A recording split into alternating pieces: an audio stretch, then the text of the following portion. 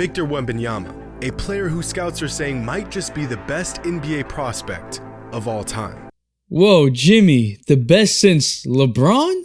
Simply put, he's a generational talent, described as literally one of the best NBA prospects ever. I am perplexed! Why trade for Kevin Durant when you can get a new KD who would actually stay on your team? Come on, man. You ever see NBA teams tank live? Trust the process!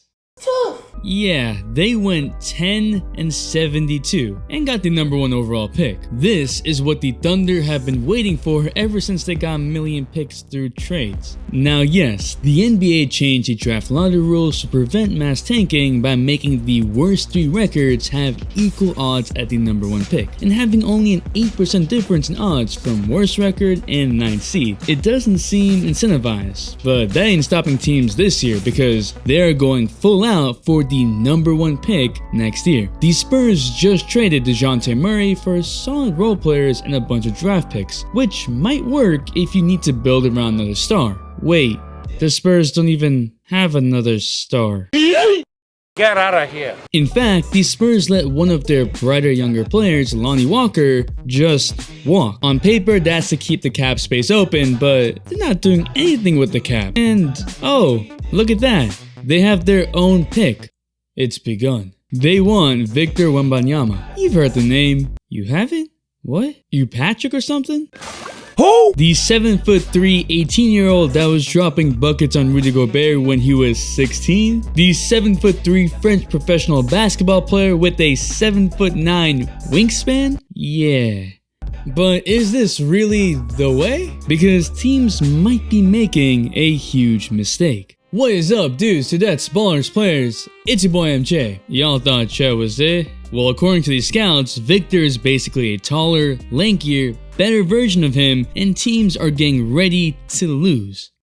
But I'm trying to win with your help, so I'm making a return to TikTok and Instagram. We're about to partner up with a shoe store, go crazy with sneaker shopping, and maybe give away a pair of Jordan or Dunks, so stay tuned. Let's take the Jazz for instance. Was it time to blow up the team? Probably, but you could see their focus. A bunch of draft picks and assets not to build around Donovan. Oh, Donovan's on the market too? They ask you how you are, you just have to say that you're fine when you're not really fine, but you just can't get into it because they would never understand. The Pacers traded away Brogdon and their all-star Sabonis, and it makes sense because otherwise they would just be mediocre. You see, there's no prize in just barely making the play-in tournament. There's no prize in being a first-round exit.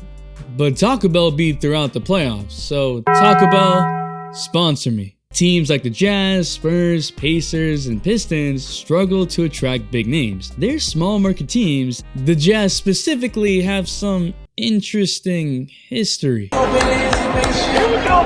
Hey, yo! I mean, look at the Rockets, they got rid of Christian Wood. And by the time the trade deadline rolls around, don't be surprised if you see teams shutting down their talent early or trading pieces away for even more draft picks. But why this draft? Is it really worth it? They're doing it because Victor Wembanyama is considered by many to be the best prospect since LeBron. Jimmy wasn't lying. While his scoring stats themselves don't pop out in international play, besides the 5.7 blocks per game in the FIBA Under-19 tournament over 5,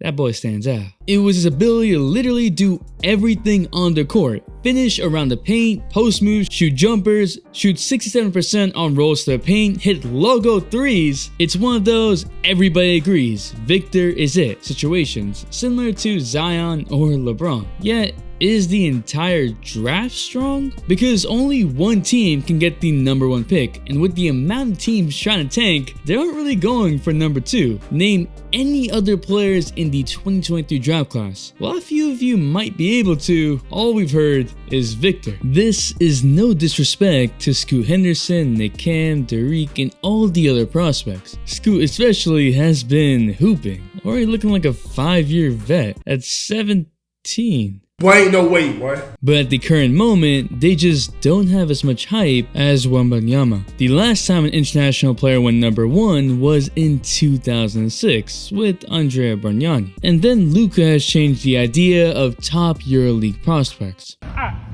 Yet, even for Victor, there's a history of concern. Whether it's human limitations, interior physicality, weight, big men in general have suffered more foot injuries and had shorter careers. Look at Yao Ming, Greg Oden, Big Z, and even Embiid. Jimmy Howler said in his video talking about Victor, the magic height cutoff is 7'1". After 7'1", the number of players that had Hall of Fame careers is dramatically lower. Victor's 7'3". I don't doubt Victor Wembanyama going number 1.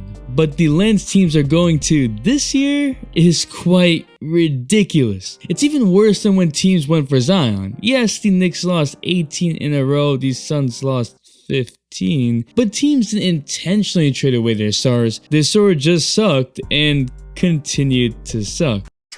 So next season is going to be a divide between real championship contenders and tankers.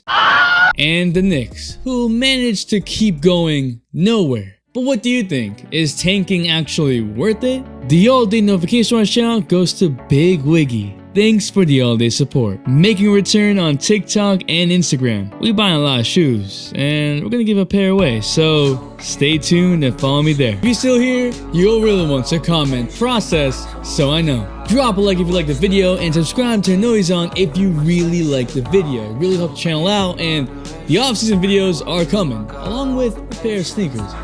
It's your boy MJ. We out. We vibe. Okay, just hop in my spaceship. Okay, just hop in my spaceship. No.